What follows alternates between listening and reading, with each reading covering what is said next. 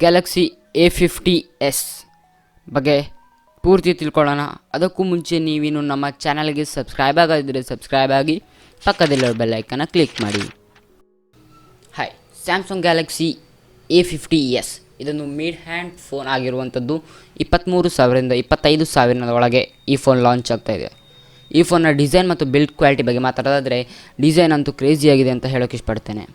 White ಕೂಡ ತುಂಬಾ ಕಡಿಮೆ ಇದೆ. ಹಿಂಬದಿ ಟ್ರಿಪಲ್ ಕ್ಯಾಮರಾ ಸೆಟಪ್ ನೀಡಿರುವಂಥದ್ದು, ಹಾಗೆ ಹಿಂಬದಿಯಲ್ಲಿ ಫಿಂಗರ್ ಪ್ರಿಂಟ್ ಸೆನ್ಸರ್ ಕೂಡ ಇಲ್ಲ. ಹಾಗಾಗಿ ನಮಗೆ ಗೊತ್ತಾಗುತ್ತೆ ಇದು ಇನ್ಸ್ಕ್ರೀನ್ ಫಿಂಗರ್ ಪ್ರಿಂಟ್ ಅಂತ. ಇನ್ನು ಈ ಫೋನ್ನ ಡಿಸ್ಪ್ಲೇ ಬಗ್ಗೆ ಮಾತಾಡೋದಾದರೆ 6.4 ಇಂಚಿನ ಫುಲ್ HD+ ರೆಸಲ್ಯೂಷನ್ ಹೊಂದಿರುವ AMOLED ಡಿಸ್ಪ್ಲೇ ಇರುವಂಥದ್ದು. ಡಿಸ್ಪ್ಲೇ ಅಂತೂ ಸಖತ್ತಾಗಿದೆ. ಈ ಫೋನ್ 2 ವೇರಿಯಂಟಲ್ಲಿ ರಿಲೀಸ್ ಆಗ್ತಿದ್ದು, ಈ ಫೋನ್ 128+4 ಇದಕ್ಕೆ 23,000, ಆದರೆ 128+6 ಇದಕ್ಕೆ 25,000. ಇನ್ನು ಈ ಫೋನ್ನ ಪ್ರೊಸೆಸರ್ ಬಗ್ಗೆ ಮಾತಾಡೋದಾದರೆ Exynos 9611 ಇರುವಂಥದ್ದು. ಇದು ಸ್ನ್ಯಾಪ್ಡ್ರ್ಯಾಗನ್ 675ಗೆ ಈಕ್ವಲ್ ಆಗಿದೆ. ಇನ್ನು ಈ ಫೋನಲ್ಲಿರುವಂಥ ಕ್ಯಾಮರಾ ಬಗ್ಗೆ ಮಾತಾಡೋದಾದರೆ ರಿಯಲಲ್ಲಿ ಟ್ರಿಪಲ್ ಕ್ಯಾಮರಾ ನೀಡಿದ್ದಾರೆ. ಹೀಗೆ ಇದರ 48 ಮೆಗಾಪಿಕ್ಸೆಲ್ನ ಮೇನ್ ಕ್ಯಾಮರಾ ಹಾಗೂ 8 ಮೆಗಾಪಿಕ್ಸೆಲ್ನ ವೈಡ್ ಆ್ಯಂಗಲ್ ಲೆನ್ಸ್ ಇರುವಂಥದ್ದು, ಮತ್ತು 5 ಮೆಗಾಪಿಕ್ಸೆಲ್ನ ಡೆಪ್ತ್ ಸೆನ್ಸರ್ ಕೂಡ ನೀಡಿದ್ದಾರೆ.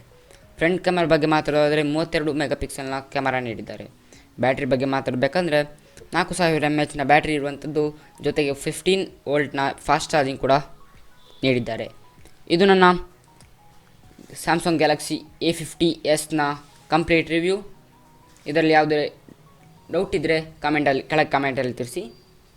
ಸಿಗೋಣ ಮತ್ತೆ, ಬಾಯ್.